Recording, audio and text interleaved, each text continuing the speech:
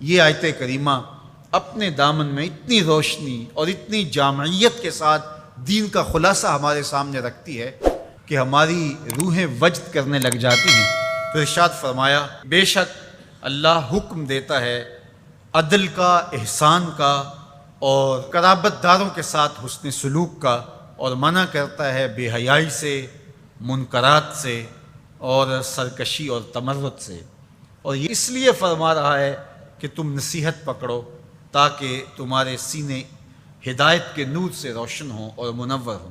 حضرت حسن بصری رضی اللہ تعالی عنہ فرماتے ہیں کہ اس آیت کریمہ میں اللہ نے کسی بھی امر خیر کو چھوڑا نہیں ہے، ساری خیر اس کا خلاصہ بطور حکم ہمیں ارشاد فرما دیا، اور پھر فرمایا کہ اللہ تعالیٰ جل شانہ نے کسی برائی کو نہیں چھوڑا جس سے ہمیں منع نہ کر دیا ہو۔ ابن عاشور نے لکھا ہے کہ جتنے بھی مفاسد ہیں، جتنے بھی گناہ ہیں، ان گناہ کی جڑ یہ تین چیزیں ہیں: بے حیائی، منکر اور بغی۔ اور ان تین چیزوں سے منع کر کے گویا سارا راستہ بند کر دیا گیا گناہ کا اور برائی کا، اور تین چیزوں کا حکم دے کر کے خیر کے سارے راستے کھول دیے گئے۔ تو اسی ایک آیت کریمہ پہ اگر عمل نصیب ہو جائے تو پورے دین کی لطافتیں اور برکتیں نصیب ہونا شروع ہو جائیں۔ تو تین چیزوں کا حکم دیا کرنے کا: ان اللہ یامر بالعدل، بے شک اللہ عدل کا حکم دیتا ہے، انصاف کا حکم دیتا ہے۔ اگر تم نجات پانا چاہتے ہو تو غصے کے اندر بھی اور سرشاری کے اندر بھی تمہیں عدل سے، انصاف سے کام لینا پڑے گا۔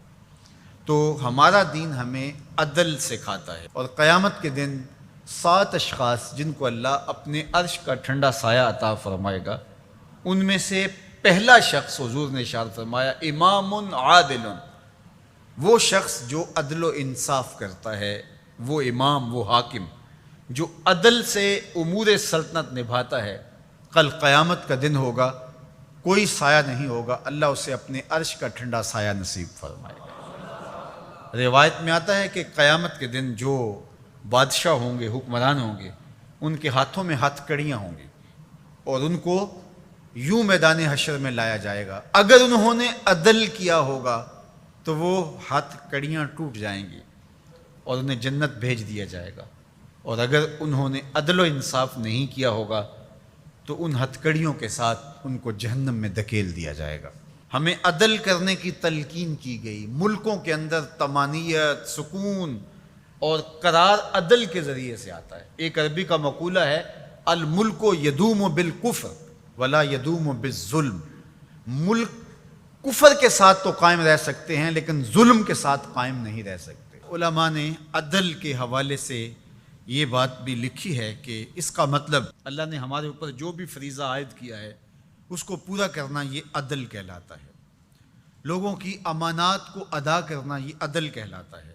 ظلم کو ترک کرنا اور انصاف کا بول بالا، یہ عدل کہلاتا ہے۔ اس عدل سے مراد صاحب حق کو حق دینا ہے، جس کا جو حق ہے اس کو دینا، یہ عدل کہلاتا ہے۔ اللہ جو ہمیں عدل کا حکم دیتا ہے، اس کا مطلب ہے ہمارے ذمے جس کا حق ہے، ہمارے باپ کا ہے، ہماری اولاد کا ہے، ہماری ازواج کا ہے، ہمارے اہل خانہ کا ہے، ہمارے ہمسایوں کا ہے، دوستوں کا ہے، جس کا بھی حق ہمارے ذمے ہے، بلکہ فرمایا کہ تیرے نفس کا تیرے اوپر حق ہے۔